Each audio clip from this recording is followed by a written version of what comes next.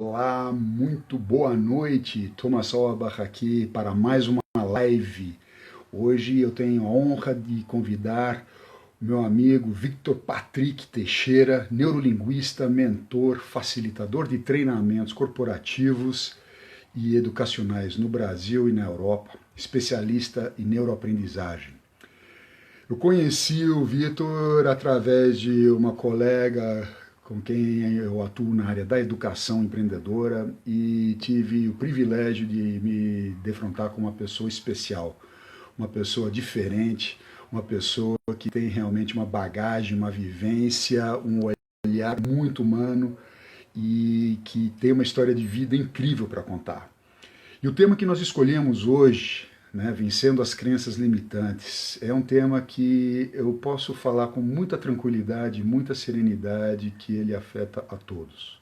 Duvido que tenha um ser humano nesse planeta que não tenha que enfrentar isso em algum momento da sua vida.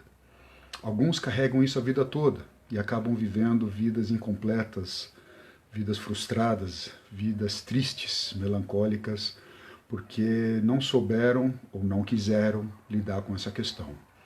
Então, sem perder mais tempo, vou convidar o Vitor para entrar na live. Vitor, boa noite, seja muito bem-vinda, conecta aí com a gente, esse nosso bate-papo que tem coisas muito sérias e muito importantes e muito interessantes para a gente falar.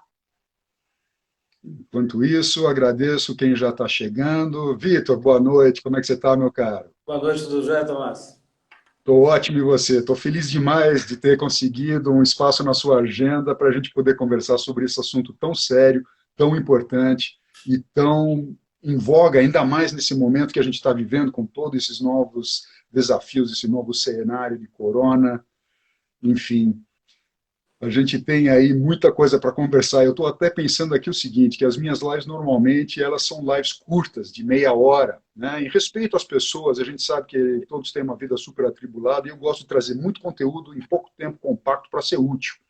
Mas o teu tema é tão rico e é tão vasto que se você tiver disponibilidade da sua parte em estender um pouquinho, eu ficarei muito honrado. E é claro, se os nossos seguidores estiverem interagindo com a gente, aliás, deixa eu convidar vocês que já entraram, vencendo crenças limitantes. É um tema que pode interessar alguma pessoa da sua rede? Se você acha que sim, clica lá embaixo no aviãozinho, manda um direct, convida as pessoas que vocês acham que podem se beneficiar. Eu tenho certeza que o profissional que está aqui comigo hoje não vai passar batido nesse tempo que nós estivermos juntos. Tá? Então vamos lá. Vitor, obrigado mais uma vez por sua presença. Gute Nacht. E Gut, Gute Nacht daqui a pouco, agora é Guten Abend. Guten Né? Abend. Wie geht es Ihnen? Abend, né? Guten Abend. Eu estou vendo coraçãozinhos aí, gente, obrigado pela lembrança. Quem achar que esse assunto é importante, que esse assunto é relevante, pode bater no coração lá, deixa esse coração pulsando ativo para o Instagram saber que, opa, ali tem assunto importante de relevância. Vitor, me conta rapidamente, quem que é o Vitor Patrick? Tá, o Victor Patrick é um especialista em neurolinguística, né, análise de padrões comportamentais na área educacional e na área profissional, e que ministra treinamentos, né, de alta performance profissional e educacional. Né? Então, sinteticamente é isso. Né? Eu trabalho com empresas no Brasil, instituições educacionais, universidades, no Brasil, Europa e alguns países aqui também da América. Né? E já também trabalhei no norte da África. Poxa, que bacana, que história rica. E me conta, Vitor, dentro do que você estudou, do que você vivenciou, do que você enfrentou na sua história de vida, afinal, o que são crenças limitantes, hein? Tá, o que são crenças? Né? As crenças, elas são ideias. Né? Psicologicamente falando, elas são simplesmente ideias que a gente acaba adotando para o nosso dia a dia, né? De maneira assim, bem simplória, né? Na verdade, é um estado psicológico no qual a gente adota um posicionamento, adota um modelo para a nossa vida. Não quer dizer que aquilo seja verdadeiro ou não. A gente acredita, né, a gente tem fé naquilo e a gente se agarra àquilo e a partir daquele momento a gente conduz a nossa vida a partir daquela percepção, a partir daquilo que a gente acredita que é o certo, ou evitar aquilo que a gente acredita que é o errado, né? Por assim dizer. Entendi, entendi. E como é que elas se formam, hein, Vitor? Conta pra gente. Então, ela é baseada em opiniões, pode ser uma opinião de uma pessoa que é relevante para a sociedade, ela também pode ser cultural, né? Por exemplo, a gente nasceu aqui no Brasil, o Brasil ele tem uma dinâmica cultural que foi criada ao Uhum. longo de anos, né? Sim, A minoria das pessoas, a maioria das pessoas, elas tendem a seguir um modelo como sendo aquele correto, enquanto sim. que a minoria são as que desenvolvem os novos paradigmas. Então, ela surge a partir de paradigmas. Esses paradigmas podem ser através de uma autoridade, uma pessoa que eu considero uma autoridade. Por exemplo, se as Uhum. pessoas acreditam que eu sou o melhor especialista em aprendizagem no mundo, pelas Sim. coisas que eu falo, que eu tenho, transmito conhecimento profundo, aplicabilidade, as pessoas vão começar a me seguir e seguir o meu modelo. A Entendi. crença do que eu falo como verdadeiro. Pode ser que Uhum. seja, pode ser que não, mas funciona para ela, ela vai acreditar assim. Pode ser também questão cultural. Eu nasci no Brasil e vejo, nasci em Montes Claros e percebo dentro de Montes Claros que as pessoas agem de tal maneira. Eu começo a seguir esse modelo da Sim. sociedade, tá? Vamos supor que durante esse modelo eu percebo que esse modelo não se ajusta a mim. Né? Por exemplo, na escola eu tinha muita dificuldade de aprendizado e eu tentava seguir esse modelo de escola, faculdade, né? Toda aquela coisinha padronizada, bonitinha, né? Que é pautada aí para você chegar numa carreira profissional. Só que esse modelo não Uhum. servia para mim. Aí eu falei, poxa, e agora? O que que eu faço? Porque o único modelo que eu conheço é só esse. Para eu chegar numa vida profissional interessante, eu preciso me dar bem na escola, ingressar na faculdade, me dar bem na faculdade e depois eu ir para o mercado de trabalho. Só que esse Vou pedir uma modelo. licença para vocês. Os cachorros do vizinho estão hoje animados e eu acredito que deve estar vazando o som aí. Eu vou encostar aqui a janela só um minutinho.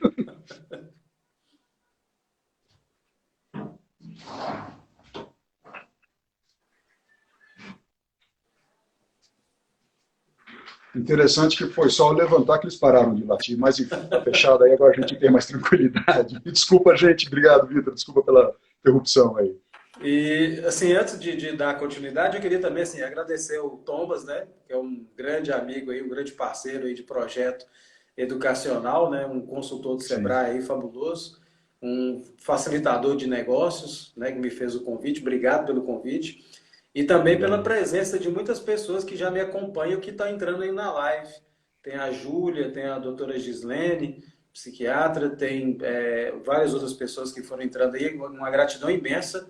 Tem a Vanete também, uma educadora fabulosa. Parabéns e obrigado pela participação de vocês. Então, como eu estava falando, esse modelo não servia para mim. Às vezes as pessoas elas acreditam no modelo e elas se Sim, apegam tanto a um modelo, enquanto aquele modelo não cai por terra plenamente, ela ainda tem dificuldade de largar aquela crença limitante. Igual, por exemplo, sim. aquela crença que eu tinha, que aquele modelo tradicional serviria para mim, ele era uma crença limitante.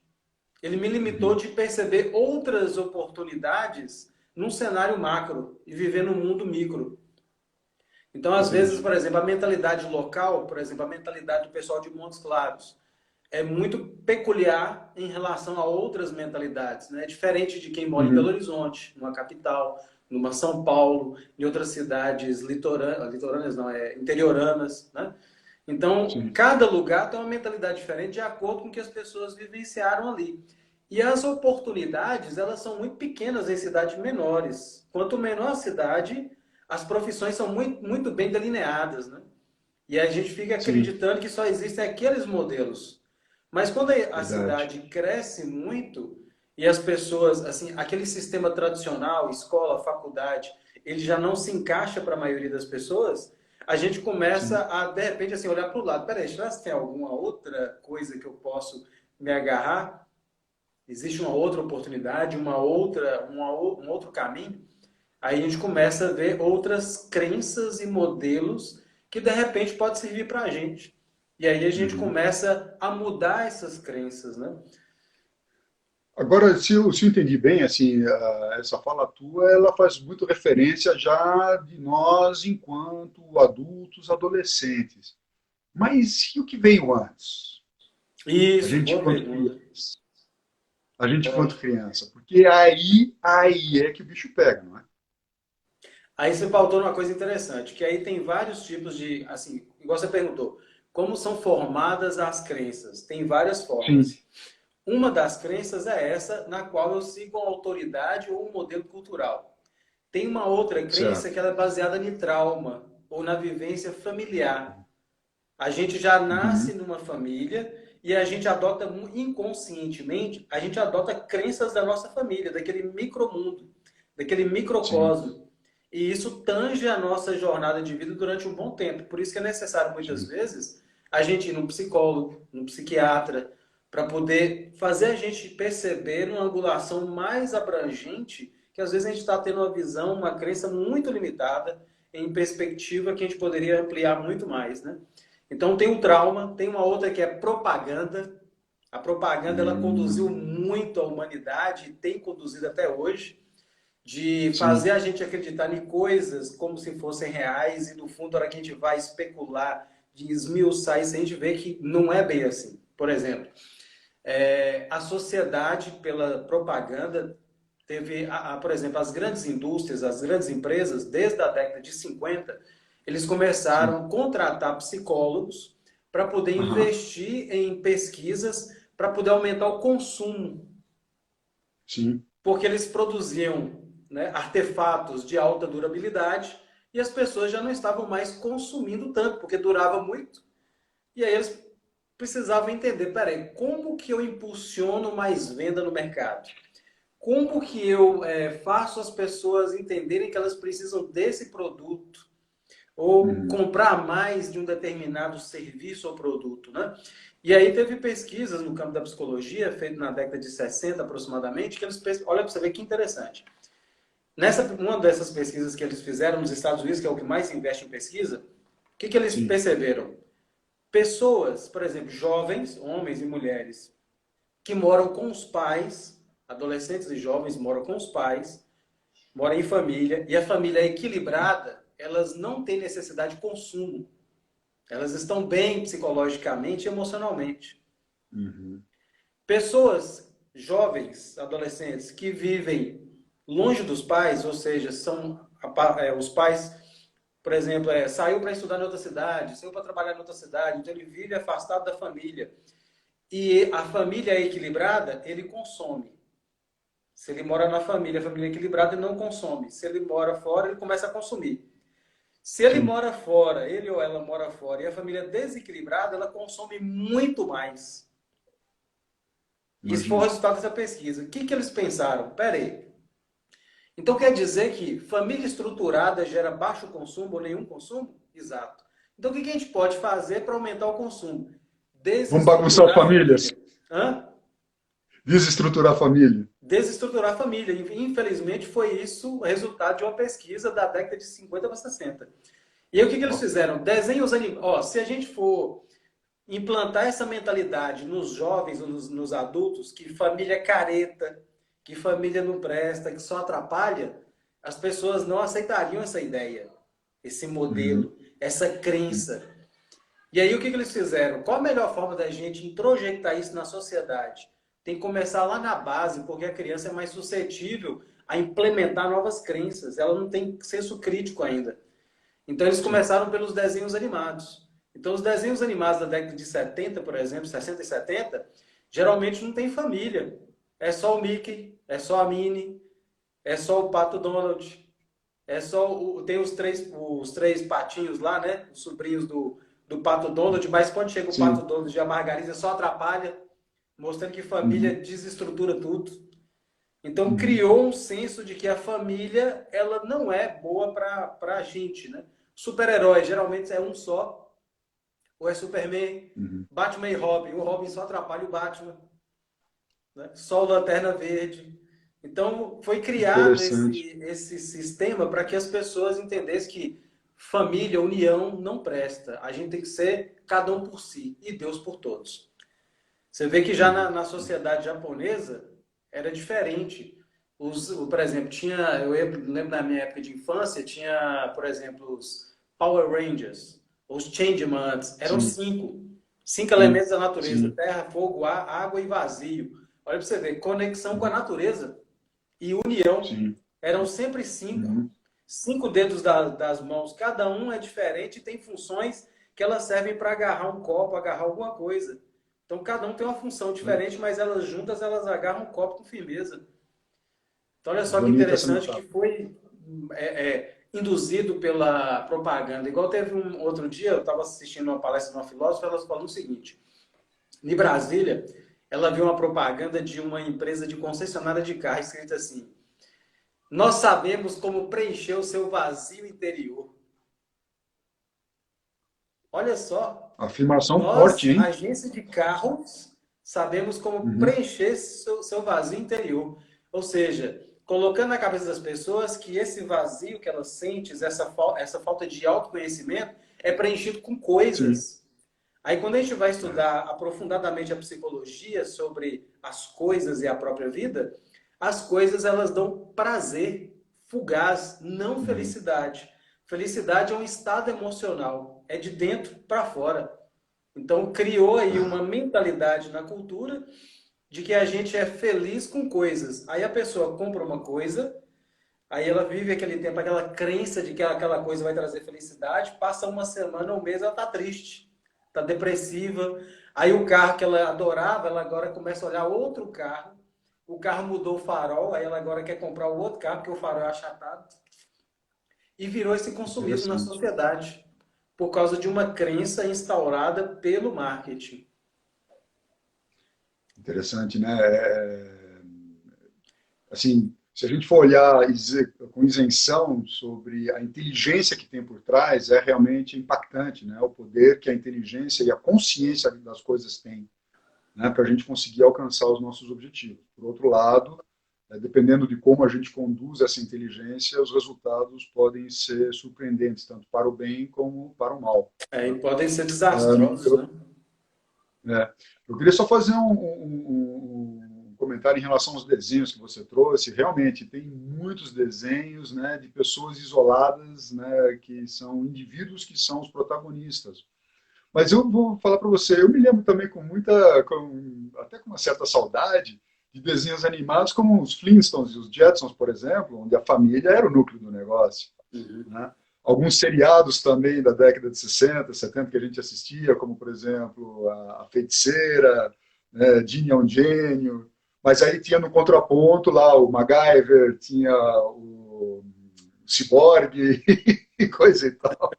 É impressionante. E me fala uma coisa, essa questão das crenças, né? Por que as pessoas, muitos, se agarram nessas crenças e Tá, como que mesmo ela. sabendo que essas crenças não servem mais nesse novo contexto, nesse novo dia, por que as pessoas ainda ficam presas a elas, hein?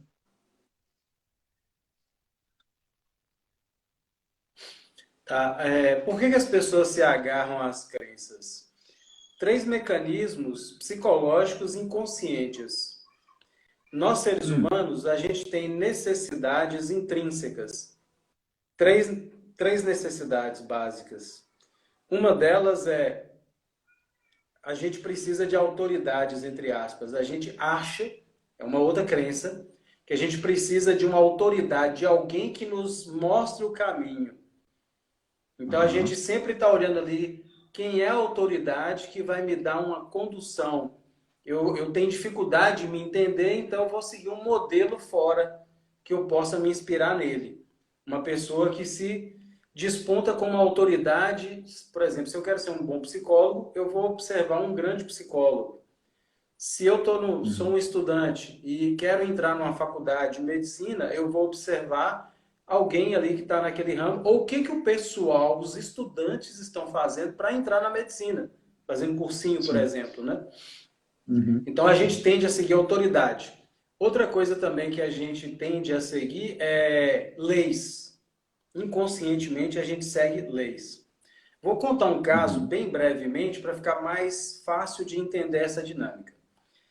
Teve sim, um psicólogo norte-americano de descendência judeu, chamado Stanley Milgram, na década de 60 para 70, ele começou a fazer uma pesquisa para entender o seguinte: por que que os alemães, aí vamos lá para suas origens, Por que que os Sim, alemães, sim. pessoas tão inteligentes, né, se meteram numa guerra nazista, né, e fizeram tantas atrocidades com a humanidade naquela questão? Ele queria entender isso. Como é que é possível? Pessoas que têm família, pais que são amorosos com seus filhos, se meteram numa guerra para matar pessoas que nunca fizeram mal para elas, né? Tem que ter alguma Aham, coisa por trás aí que induziu isso aí dentro do inconsciente, dentro da psique humana. Aí essa pesquisa que ele sim. fez nos Estados Unidos, ele fez o seguinte, ele construiu um aparelho que emitia choques, um aparelho eletrônico, e colocou numa Hum. cabine, e nessa cabine tinha uma divisão de sala, a pessoa ia ficar aqui na frente da cabine, esse aparelho dava choques a partir de 45 volts até 450 volts. E dava choque na pessoa que estava na sala do fundo. Só que na sala de trás, a outra pessoa não ia ver a outra. Ela não tinha contato visual. Ela tinha um microfone que ela ia falar algumas coisas em forma de teste. Falar Sim. assim, ó, caneta azul, lápis amarelo, camisa branca, e a pessoa depois ia perguntar qual é a resposta correta. Ela tinha que dar a resposta correta ou errada. Se ela desse a resposta correta, ela não receberia choque. Se ela desse a resposta errada, choque, iniciando por 45 volts e podia chegar a 450. O Bom, mas aí cara você que ia mata a fazer. pessoa. Hã? 450 você mata o cara.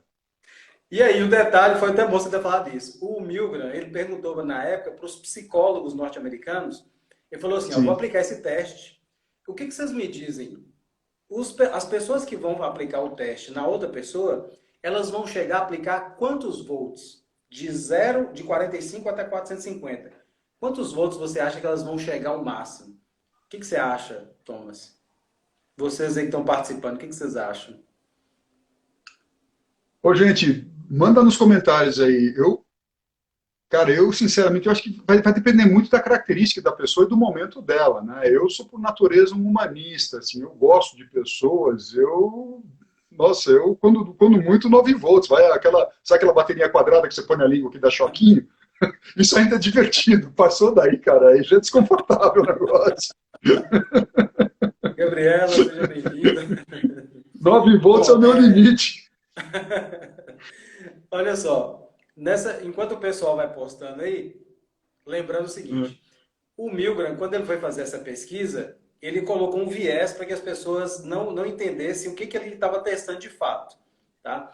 Ele falou o Sim. seguinte, nós vamos testar aqui o nível de obediência das pessoas na questão educacional. As crianças que recebem castigo físico ou psicológico, elas tendem a obedecer mais e aprender mais do que a pessoa que não recebe, como se diz, molestações físicas e psicológicas.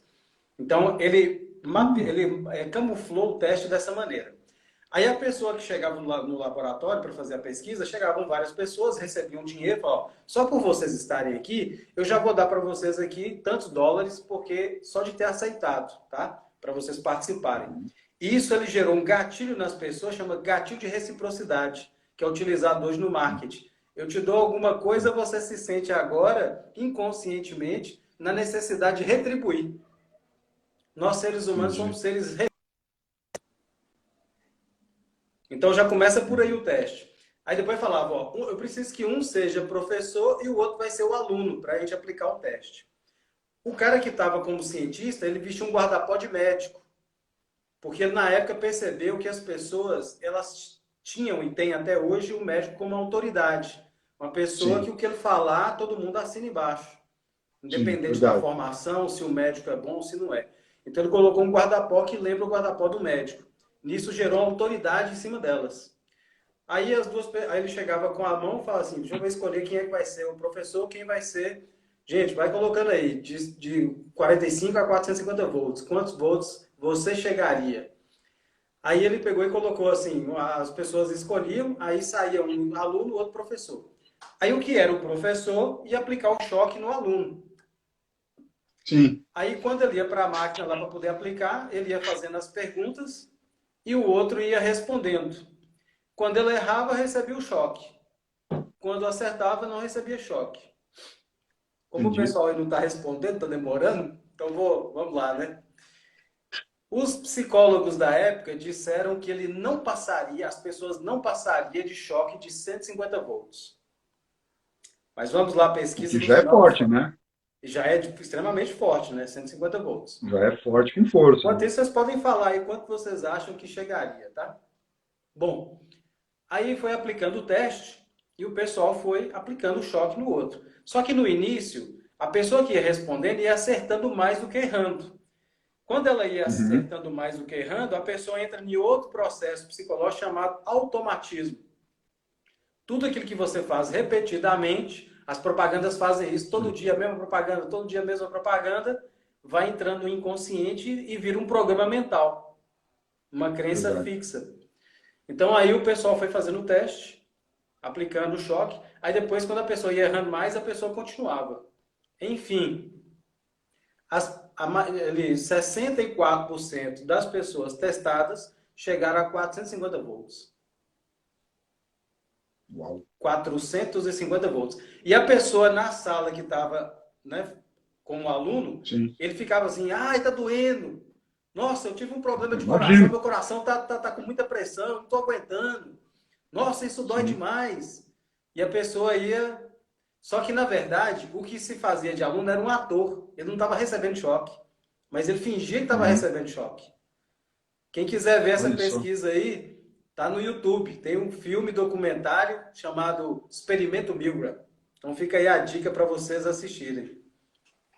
Agora, trazendo isso para a nossa realidade hoje, Patrick, como é que você vê, por exemplo, nesse cenário que a gente está vivendo, né?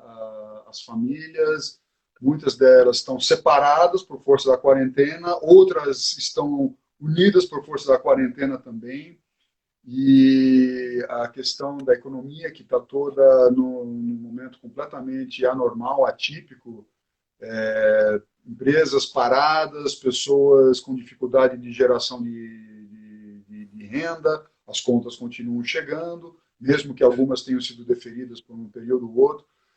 Como é que essas crenças limitantes impactam essas pessoas a buscarem novos caminhos e novas alternativas diante desse cenário? Porque se as pessoas ainda se agarram nelas, como é que elas podem ressignificar algumas crenças limitantes? E eu vou aqui até aproveitar, eu participei de um programa com uma colega coach no ano passado, e quando ela abordou essa questão das crenças limitantes, ela me jogou na tela do computador uma imagem que me marcou muito na época e ainda carrego comigo muito fortemente, que é um elefante preso num toquinho de madeira.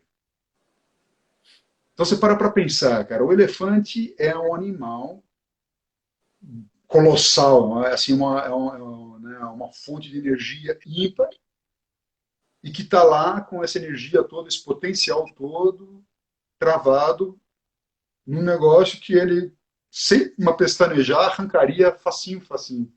Como é que a gente consegue sair desse lugar e enxergar em nós mesmos as soluções que a gente tem, porque a maioria de nós temos sim, a gente só não consegue chegar nelas por algum motivo. Como é que a gente consegue fazer algum trabalho para ressignificar essas crenças limitantes? O que você sugere para a gente, Vitor? Ótimo. Uma das coisas é a gente entender por que a gente se agarra a essas crenças, né? Como eu estava falando do teste do Pois é. Stanley Milgram, então no final o Stanley Milgram percebeu três coisas. Nós temos necessidade inconsciente de seguir uma autoridade, seguir Sim. leis e pertencimento de grupo. Então a Hum, gente segue a manada. Então, por exemplo, por que que na época os alemães participaram da guerra mesmo contra pessoas que não fizeram nada com elas? Primeiro, Hitler era a hum, autoridade máxima do país. Segundo, sim. estipulou uma lei. Uhum. Terceiro, a grande massa se envolveu, então o resto também se envolveu. Vou pegar um exemplo aqui no Brasil para ser mais bem recente mesmo para as pessoas entenderem. Greve de caminhoneiros. Isso aí Sim. fica claro perfeitamente. O presidente da época colocou o preço lá em cima, a autoridade máxima. Segundo, era uma lei. Terceiro, a massa fez o quê? A massa foi correndo para o posto de gasolina, abastecer o tanque de combustível, sem pensar nos outros que poderia, por uma emergência, precisar de combustível. E a maioria, só pelo egoísmo, Sim. correram e abasteceram seus carros. Então a gente tem que ter cuidado com isso. Quem é que a gente está seguindo? Quem é essa autoridade? Essa pessoa realmente domina o tema? O que ela fala faz sentido? Uhum. Mesmo que para mim pareça fazer sentido, deixa eu pensar o contrário disso. Se há uma verdade por trás do contrário. Ou seja, eu tenho uma tese, eu vou ver agora a antítese, para eu chegar Uhum. na síntese, que é a conclusão, meu próprio raciocínio, minha própria análise e opinião. Então, a maioria das pessoas, a tendência nossa, pelo automatismo de não pensar, a maioria das pessoas não pensam, elas são pensadas. A maioria segue a massa, uma minoria pensa. Quem Verdade. muda o mundo, quem faz as grandes transformações, observa, é sempre a minoria. O resto Verdade. segue. A maioria é passiva, a minoria é proativa. Tem uma pesquisa psicológica que comprovou isso, o seguinte: uma sala de aula, para ficar mais fácil de perceber o exemplo. 85% dos estudantes são passivos. 85 não, Uhum. 75%. Uhum. 10% são reativos. Então, 75%. Ó, gente, vai ter prova semana que vem. Meu Deus, prova. Ah, não, deixa para a última hora. Não, relaxa. E vai se tocando com a barriga. Chega no dia da prova, meu É. Deus, a prova é amanhã, eu não estudei nada. Aí ele doida. Age por automatismo e por instinto, né? Bacana. Sempre evitando a reflexão. Uhum. O 10%, ele é reativo. O que ele faz? Vixe, vai ter prova, deixa eu começar a estudar.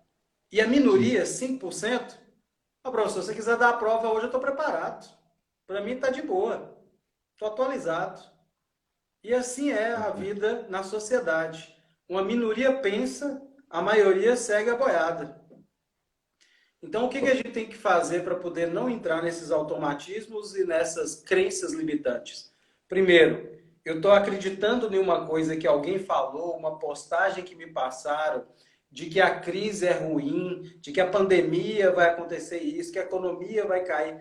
Essas coisas que eu vejo como negativo, outras pessoas me dizem que é negativo, deixe-me pensar agora o contrário disso. Espera aí, deixe-me ver se o contrário tem coisa positiva por trás de tudo isso. Peraí. Se Sim. eu for analisar agora, expandir minha consciência e aprofundar, peraí, a pandemia, o que é uma pandemia? Já houve outras pandemias no país, no planeta? Sim. Deixa eu pesquisar na Claro. história. Vixe, já teve várias. Deixe-me ver como é que era o antes da pandemia, como é que as pessoas viviam durante a pandemia e depois da pandemia. Olha só que Sim. interessante. Antes da pandemia, as pessoas estavam no automático, vivendo sem pensar. Durante a pandemia, o povo teve um choque de realidade. Eles começaram a perceber coisas que eles não percebiam antes. Quebrou o padrão de rotina, porque Sim. a rotina ela é automática. Então, outra estratégia boa para você não se ficar preso a crenças limitantes é quebrar a rotina. Então, se você tem uma rotina que você segue costumeiramente, uma vez por semana você faz alguma coisa para quebrar aquela rotina. Porque aí você sai do Sim. automático. E a percepção ela amplia. Você consegue perceber mais coisas no cenário.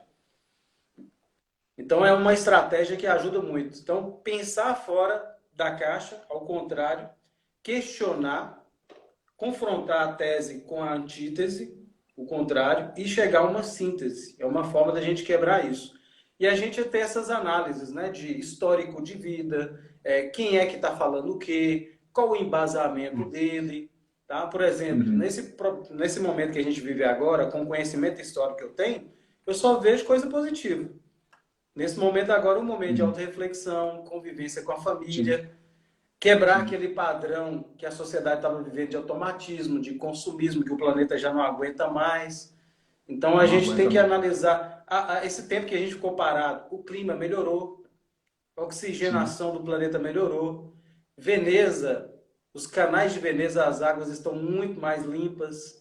As cidades aqui no Uhum. Brasil também, o nível de poluição diminuiu drasticamente. As Verdade. pessoas que estavam vivendo automático começaram a despertar mais. Uhum. Embora, obviamente, tem muitas pessoas que ainda não despertaram o que a pandemia pode trazer de benefícios. Mas já tem Sim. várias Sim. pessoas se despertando e percebendo que existe um cenário interessante que vem aí pela frente, se as pessoas assimilarem os conhecimentos necessários nesse momento. Né? Que é a Agora. oportunidade de que, primeiro, eu ter esse cuidado agora com a minha saúde, saúde mental, saúde física, né? Dar atenção para as autoridades médicas que são especialistas realmente na área, os Sim. infectologistas, né? Uhum. Para poder ver como lida melhor com a situação, usar a criatividade nesse momento, que é uma das melhores habilidades do ser humano, inclusive para curar. Um médico, para ele agora desenvolver a vacina, que vai realmente curar do Covid-19, ele precisa ter criatividade, capacidade de Sem dúvida. inovação. Porque se eu Uhum. sou um médico que aprendeu o beabá, o básico na faculdade, mas eu vou aplicar só aquele básico, eu estou limitado. Minha capacidade de salvar vidas é muito limitada. Mas Verdade. se eu, utilizando meus insights, minhas inspirações, minhas intuições, que é um ótimo mecanismo mental, eu consigo Uhum. criar alternativas. Albert Einstein falou uma vez: não existe nenhum caminho lógico para as descobertas das leis do universo. O único caminho é a intuição. Olha só. Bacana. Esse processo parte muito do querer interno, né? Do querer mudar, do querer começar a questionar, porque pensar dá trabalho, não é pouco não, dá muito trabalho. Dá. Dá muito trabalho porque você vai, como você falou, né? A boiada está com aquele modelo mental impregnado na sua cabeça, você vê com uma ideia diferente, logo é rechaçado, é gozado, é questionado. E para você se manter fiel àquilo que você acredita, precisa ter uma dose de determinação interna muito grande, não é? Demais, né? A vontade é o mecanismo que aciona esse processo. Vontade.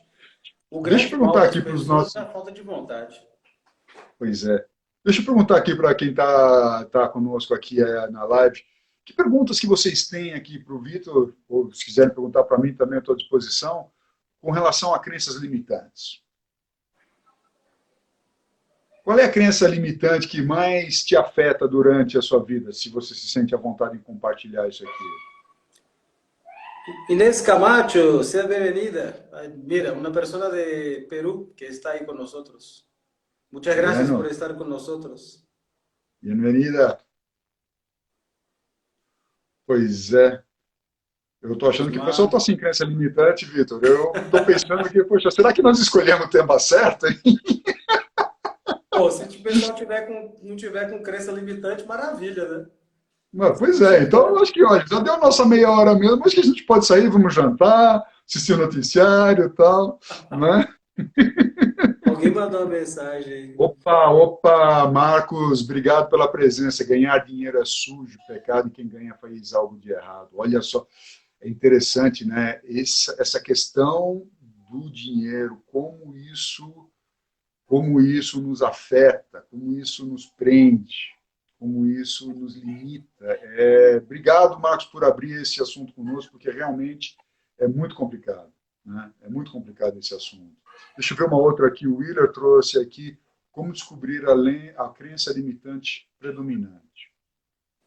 Eu acho que o Vitor até já sinalizou isso, é uma predisposição de a gente buscar ajuda, né? Da gente ter essa humildade de reconhecer que, olha, eu não estou mais dando conta dessa situação aqui, eu preciso de ajuda e buscar um terapeuta competente para poder mostrar o caminho, né, o que é que está pegando. É porque a gente não sabe de tudo, né? Então, assim, Bom, o melhor profissional para ajudar a gente.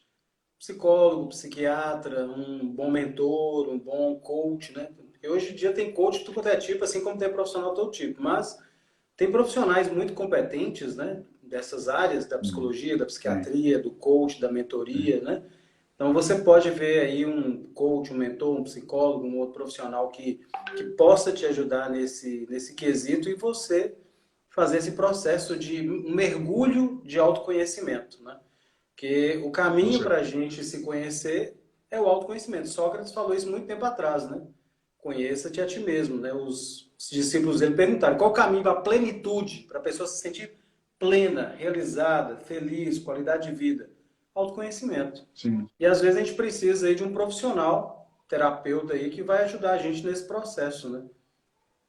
Aí a gente consegue ressignificar essas crenças limitantes, se libertar de algumas amarras, né? Se libertar lá do toquinho que segurou o elefante e abrir novos caminhos. Agora, Doutora e para Gislene evitar falou, recaídas, hein?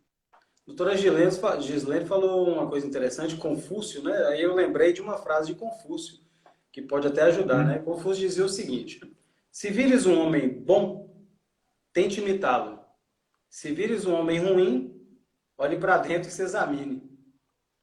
Então, assim, se a gente pautar na ética, né, nos bons valores, né, viver uma vida mais harmônica consigo, com a natureza e com a sociedade, é um caminho bacana para a gente ter como norte, né? Da gente ver qual o caminho que a gente pode realmente seguir, né?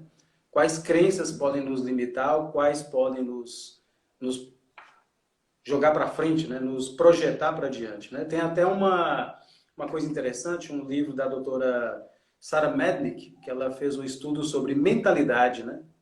E a mentalidade está ligada à crença, né? Sim. Mentalidade fixa e mentalidade de crescimento. A mentalidade Entendi. fixa é aquela que fica presa em velhos padrões, velhas crenças, né? Velhas ideias, velhos paradigmas. Ah, eu não consigo. Ah, eu já estou com 60 anos, eu vou aprender um idioma novo. Quem sou eu? Já estou velho para isso. É uma crença limitante. Ah, Verdade. fulana aprende tudo muito mais rápido na escola, na faculdade. Por que ela aprende assim? Ah, é gênio. Só pode ser gênio, nasceu assim. Gente, todo mundo tem a mesma capacidade de desenvoltura, né? Então a gente Sim. pode desenvolver o nosso potencial. É o meu caso, né? Eu tive muita dificuldade de aprendizado na infância e adolescência. Aí depois eu tive a sorte, no meio do caminho, de encontrar outros modelos que realmente serviram para mim, que tem o TDAH, né? Transtorno de déficit de atenção com hiperatividade. Então eu Uhum. conheci outros modelos que me ajudaram a melhorar o meu desempenho, aprender rápido, trabalhar a memória, passar em vários concursos, já passei em 6, né, de primeira, Uhum. me ajudar profissionalmente, ajudar outras pessoas profissionalmente também. Então tem vários Bacana. recursos aí. A doutora Gislene está Estou falando aí, vendo um são 3 comentário aqui. níveis. Esqueci Estou das vendo crenças aqui. intermediárias aí, ó. A doutora Gislene está falando das crenças intermediárias, são 3, né? Uhum. Uhum. Se quiser falar para a gente aí sobre essas 3 crenças intermediárias, ótimo. Então a gente tem que ter É, um certo cuidado, né, com as crenças e assim investigar a fundo essas crenças, né, para saber se realmente elas têm embasamento, se elas procedem, se elas são limitantes ou se elas são crenças que podem me projetar para frente, né, se elas estão ligadas a uhum. um medo, né. Segundo alguns estudos, algumas linhas de pesquisa da psicologia, todos os medos estão ligados ao medo da morte. Então, a pessoa que tem Uhum. medo de perder o emprego, ela tem medo de adoecer, não ter dinheiro para se cuidar e depois ela, né, perder a própria vida, né? E assim, deixa eu Estou ver vendo aqui. aqui um comentário do Pensamento Ricardo. automático, ótimo. Né? Estou vendo um comentário aqui do Ricardo Baldez, né? A crença de que nós não somos capazes de fazer uma determinada coisa, aquela eterna crença, eu não sou capaz. Um pensamento que se enraiza na mente. Aquilo lá fogo. É aquele toquinho, né, que segura a gente. E aí eu vejo que você trouxe a charada. Para vencer isso, é buscar ajuda, gente. É É, buscar buscar ajuda. E não ajuda. tem nada.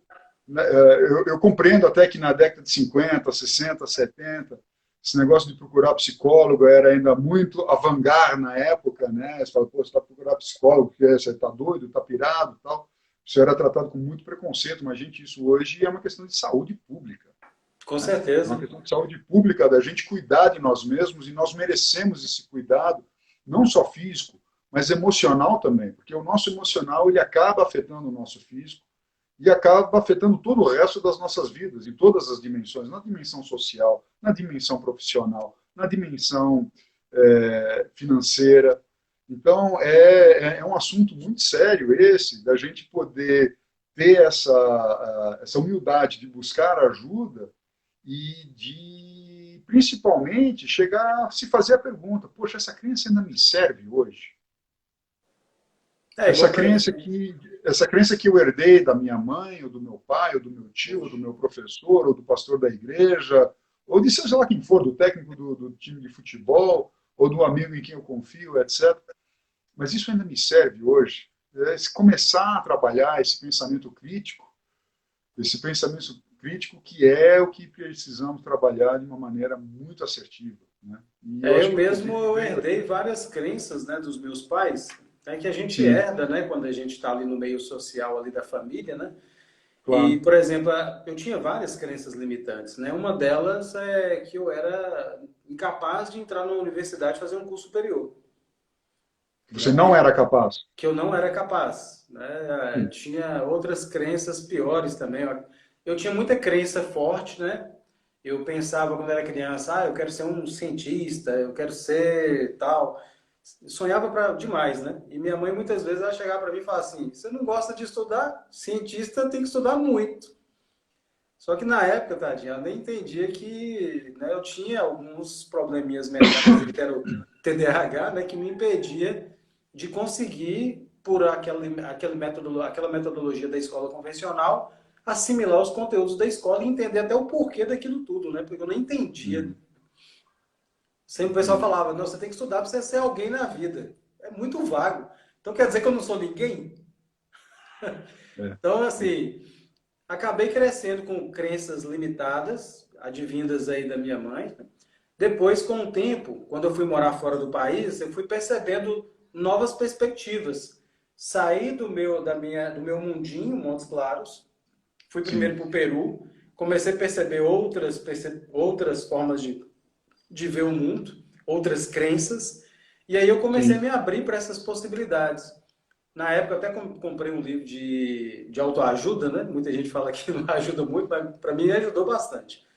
E eu Ah, eu também comecei já li muito a bom. ver outras possibilidades, né? E comecei a confrontar as minhas Aham, crenças e comecei a ver possibilidades onde que aparentemente não tinha. Algumas experiências da vida também me proporcionaram quebrar paradigmas.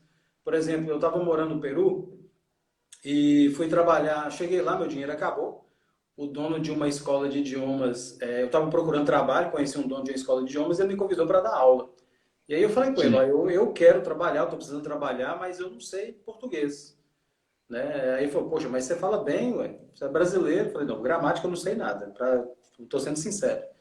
Aí falei da minha história de vida, né? Ele falou, ó, vamos fazer o seguinte, eu te ajudo, você me ajuda. Você vem trabalhar comigo, eu vou te dar oportunidade, você vai desenvolvendo sozinho aí com os alunos e beleza. Fui desenvolvendo, passei muita dificuldade, aprendi a dar aula, tive que aprender meu português para poder dar aula, aprendi espanhol que eu não Sim. sabia, e aí fui quebrando vários paradigmas, né? E depois teve um determinado momento que ele me mandou embora da escola, porque eu estava tomando conta da escola, que assim, ele faltava muitas aulas e cada dia ele me colocava mais coisas para eu fazer, me delegava mais. Então eu fiquei como gestor da escola dele, Entendi. da escola de idiomas. Aham. Aí chegou num ponto lá que assim, ele sentiu inveja porque todo mundo me procurava, não procurava ele mais, mas também porque ele se ausentava. É óbvio, né, que o pessoal não vai procurar É, ele porque também não ficava presente. E aí sim. chegou um dia lá e me mandou embora. Eu fiquei assim, sem jeito, né? E falei, poxa, Sem eu entender, né? chorei. Cara, saí do trabalho chorando, fiquei Uhum. desesperado. Aí depois Sim. eu teve um momento que eu dei uma acalmada, eu falei, chorar não vai adiantar. Desesperar também não. O que eu posso fazer agora diante desse cenário que caiu na minha frente? Aí eu Uhum. fui pensando, cara, a única alternativa que eu tenho agora é dar aula que eu já estou fazendo e o pessoal está aprendendo. Vou montar uma escola para mim. Em uma semana eu montei uma escola de idiomas no Peru. Olha só, é interessante que essa fala sua, Vitor, cabe com um comentário aqui de Vaneteu75, perguntando se a educação colabora com as crenças limitantes. É, tem Mas não tenho muita. dúvida. E a educação, ela vem em vários níveis. Logo na sequência tem um comentário da doutora Gislene, né, que até hoje os pais não têm paciência para responder os porquês. E isso é E um isso aí assunto. demonstra o que esses porquês? Um gênio nato, Hum, uma pessoa curiosa que quer desenvolver. Quando a criança pergunta por quê, ela está querendo expandir a capacidade dela. Se o professor tivesse essa percepção de ajudar ela a expandir a mente, você acaba de desenvolver um gênio. é. Né? E aí o Então tem. Ricardo complementa aqui com uma sugestão que faz todo sentido, né? Ou seja, faz sentido essa crença ainda, ela te serve nos dias de hoje. É interessante. Vitor, deixa eu te perguntar uma coisa, que eu estou vendo que nosso tempo já está quase chegando, daqui Vai a pouco a chegando. gente Deixa eu corre só o fazer risco do Instagram. um rápido comentário aqui. Claro. A Gabriela, Vai. a crença seria consequência de um paradigma criado para manipular a massa? Existe essa crença também que a sociedade segue, né? Crenças que são estipuladas por um governo, por uma autoridade, para poder conduzir massa. Um exemplo disso, nosso sistema educacional, que não é educacional, que a educação tem a ver com valores, princípios, virtudes e sabedoria, nós temos uma escolarização. Então, isso é uma crença de que a escola é educativa. Na verdade, ela é informativa. Uma outra crença que foi instaurada com a escola e também com o sistema de governo que a gente tem é que a gente vive uma democracia. Mas, na verdade, não é, porque nós somos obrigados a ir para a escola, obrigados a votar. Então, onde que tem obrigatoriedade, isso é para escravo. Nós vivemos a escravatura ainda. Então, a outra crença que nós temos de falsa liberdade, né, pseudo-liberdade, é outra crença aí de que o que é bom vem de cima, vem do governo, que a mudança é de cima para baixo e não de baixo para cima. Quando, na verdade, a grande mudança ela é a somatória de micromudanças. Então, E ela vem de dentro para fora, né? De dentro para fora. Começa por De mim, dentro eu para me fora. mudando. Se Sim. eu mudo a minha concepção, por exemplo, se eu acredito que o governo é que vai mudar a minha vida, e passa ano e mais anos, político, presidente após presidente, não muda nada, eu posso pensar ao contrário. Peraí, não está resolvendo mudar de presidente. Quem é responsável pela minha vida? Sou eu. Então eu vou assumir as rédeas do meu destino, da minha história, eu vou construir o meu cenário e a minha história. Então, a partir de agora, do meu processo de construção, eu começo a desenvolver minha vida. E faço a diferença não só na minha vida, mas para pessoas ali à minha volta. Com outro sistema. Rogério, grande amigo meu e psicólogo presente aí. Seja bem-vindo, Rogério. De Boa Salinas. noite, Rogério. Bem-vindo. Conquistando o mundo inteiro aí. Excelente profissional da psicologia aí também. Excelente profissional de coach, de mentoria. E a gente é parceiro há mais de 7 anos. Grande profissional, um grande amigo e um grande mentor meu também. Gratidão imensa, viu? Então, essas crenças têm limitado muito a capacidade das pessoas. A maioria de nós, latino-americanos, fomos condicionados ao longo do tempo a acreditar que é sempre de cima para baixo que vem a mudança. Mas quando a gente assume a rédea da nossa vida e a gente começa a mudar primeiro a mentalidade, assumir a responsabilidade pela nossa própria vida, a gente começa a fazer a diferença em nossa vida e das pessoas à nossa volta, através do autoconhecimento, seguindo a minha jornada de vida, minha missão, minha vocação. Eu cumprindo com minha vocação, eu vou ser um bom profissional, vou ser um bom estudante, eu não vou procrastinar, eu vou conseguir lidar com os desafios da vida, vou fazer algo de qualidade, não só para mim, mas para as pessoas e, consequentemente, não me falta trabalho, não me falta recurso financeiro, porque é uma consequência do que eu faço, né? É um plantio. E a gente só tem um presente, né? Então, o futuro, muita gente fica lá no futuro, né? Pensando no futuro, vivendo de ansiedade, patologicamente, em vez de viver o presente, que é uma outra crença, o povo fica projetando demais para o futuro sem viver o presente. E o futuro nada mais é do que o resultado do plantio de hoje. Do que eu faço hoje, Eu vivi isso muito durante uma boa parte da minha vida, eu só vivia lá no futuro, esquecia completamente do presente. E hoje eu colho alguns frutos não tão agradáveis disso, mas é um processo de aprendizado. E eu acho que a grande lição que a gente tira dessa nossa conversa hoje é que tem jeito sim e que eu sou o agente da minha mudança. No momento em que eu decidi, né, no momento em que eu decidi fazer uma alteração naquilo que eu venho fazendo, mudança do meu comportamento, eu vou começar a trilhar um novo caminho. Agora eu tenho que querer.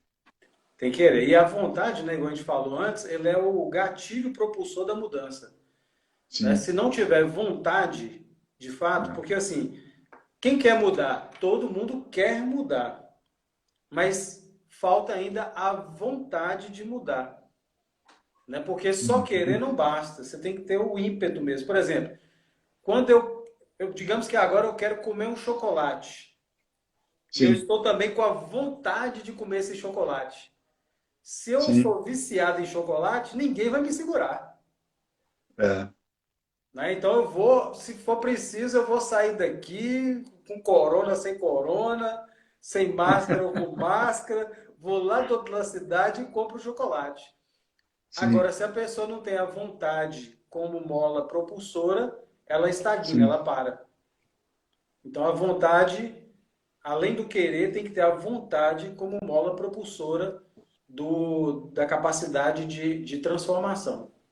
Agora, tem um detalhe importante, né? Muitas pessoas têm iniciativa. Putz, né? Você pega, por exemplo, as típicas resoluções de final de ano. Vou começar a fazer regime, vou voltar para a academia, eu vou. Começa, vai uma vez, duas, três, dali, de repente, um dia chove, não vou mais, e aí quando você vai ver, a coisa não aconteceu. Essa iniciativa, se não tiver acabativa, meu amigo, É. não vai te trazer resultado. Não vai te trazer resultado. Doutora Gislene falou aí, eu achei interessante, tem gente que não quer mudar. O pior é que tem gente que não quer mudar mesmo, não. Tem gente que quer ser Não quer. mudada.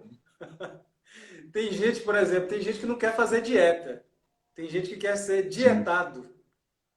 A pessoa quer tomar uma pílula que vai acabar com o problema da vida dela. Ela não quer fazer Pois é. academia, não quer fazer atividade física, fazer uma reeducação alimentar. Ela quer ser emagrecida, ela não quer emagrecer. Aqui, ó, uma pergunta importante aqui, antes de cair a nossa ligação. DN Evangelista. E quando você sabe que precisa mudar, mas algo segura e te puxa para trás? Tem que identificar o que é esse algo que puxa para trás e segura, né? Primeira coisa, autoconhecimento. Porque identificando qual é o gatilho que te impulsiona, que te puxa para baixo, que te puxa para trás, fica mais fácil de trabalhar. Vou dar um exemplo bem simples. Imagina que eu chego em casa, cansado, e me jogo no sofá e fico lá, morgado lá no sofá, pensando, nem pensando na vida não, morto, né? Nossa, que dia cansativo. Aí não aguento fazer mais nada. Deixa eu pegar o telefone aqui e pedir aqui um fast food aqui. Liga lá, pede um fast food, uma comida pronta lá e come uma coisa que vai fazer mal para sua saúde e vai só engordar. Então, Sim. se eu observei que o gatilho foi o me jogar no sofá, que desencadeou a má alimentação e como se diz, como é que se chama? Perder a saúde, eu posso agora criar um mini hábito que vai sobrepor esse gatilho, um novo gatilho.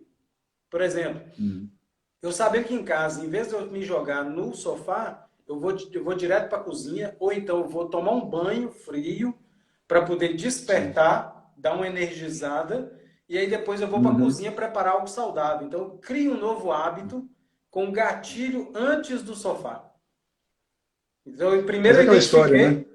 identifiquei, primeiro eu Uhum. identifico, depois eu busco uma alternativa de gatilho e começo a disparar esse gatilho. E preciso da repetição desse gatilho. Eu preciso de Agora disciplina. Disciplina e agora vamos. repetição. Até que ele se torne automático. Porque todos os nossos comportamentos, eles são automatizados ao longo do tempo. Então, por exemplo, Pois aquele é. hábito de sempre chegar e me jogar no sofá, ele vai chegar num ponto que ele fica automático. Aí fica mais Sim. difícil de você vencer ele. Então, primeiro precisa do autoconhecimento para descobrir qual é o gatilho. Aí depois eu preciso de um outro comportamento gatilho, a repetição dele até que ele fique agora automatizado no lugar do outro. Pois é. Precisa persistir. É bem isso mesmo, doutor Gislene. Precisa Perfeito, persistir. perfeito. E Persistir. as pessoas não querem mudar, mudar dá trabalho, gente.